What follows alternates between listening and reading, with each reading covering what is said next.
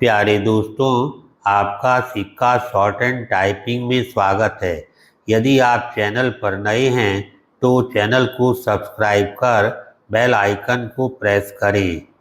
Dictation 5 second बाद 80 शब्द प्रति मिनट की गति से बोली जाएगी। Ready, start. सड़क की राजनीति। राहुल गांधी जिस तरह अचानक अपने साथियों के साथ प्रधानमंत्री आवास के पास धरने पर जा बैठे और नीट पेपर लीक मामले में शिक्षा मंत्री धर्मेंद्र प्रधान के त्यागपत्र की मांग करने लगे, उससे यही साफ हुआ कि वे कॉकरोच जनता पार्टी यानी सीजेपी के साथ खड़े दिखना भी नहीं चाहते थे और इससे चिंतित भी हो गए कि यह कथित राजनीतिक दल अचानक इतनी चर्चा में आ गया। जब कई विपक्षी दलों के नेता सीजेपी के मंच पर जाना पसंद कर रहे थे, तब कांग्रेस ने अलग मोर्चा खोलना आवश्यक समझा। तो इसीलिए ताकि सरकार का विरोध करने के मामले में अगुवाई करते हुए दिख सके। इस पर हैरानी नहीं कि कांग्रेस की यह कोशिश आम आदमी पार्टी को रास नहीं आई और उसने राहुल गांधी पर पीएम मोदी से मिले होने का आरोप मढ़ दिया। यह और कुछ नहीं, सीजेपी के हिंसा भरे संसद मार्च के बाद नीट पेपर लीक कांड को लेकर सरकार के विरोध में आगे दिखने की होड़ है।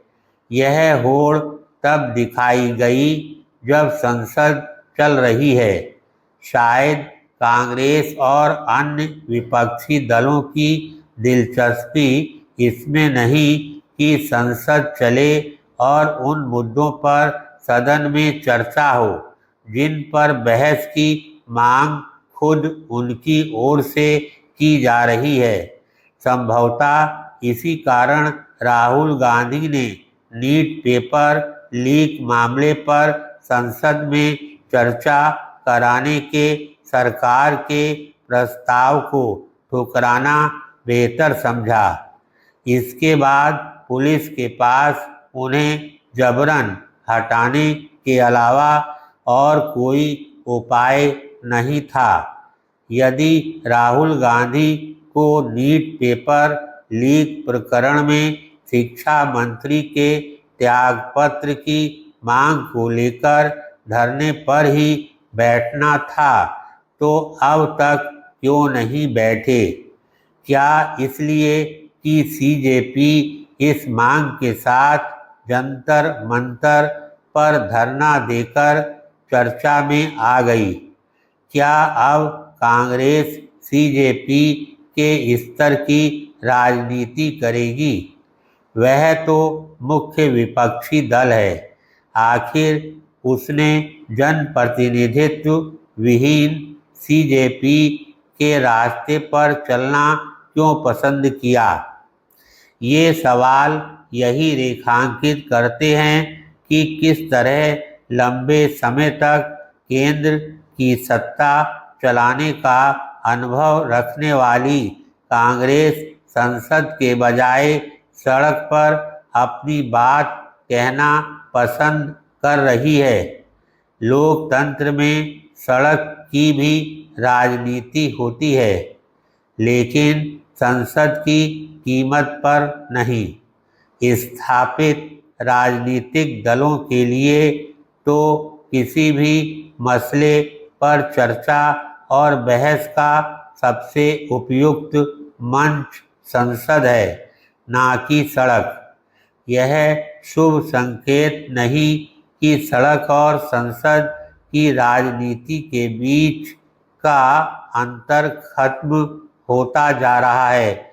निसंदेह नीट पेपर लीक मामले में शिक्षा मंत्री की जवाबदेही बनती है, लेकिन उनका त्यागपत्र इसकी गारंटी नहीं कि भविष्य में ऐसा नहीं होगा।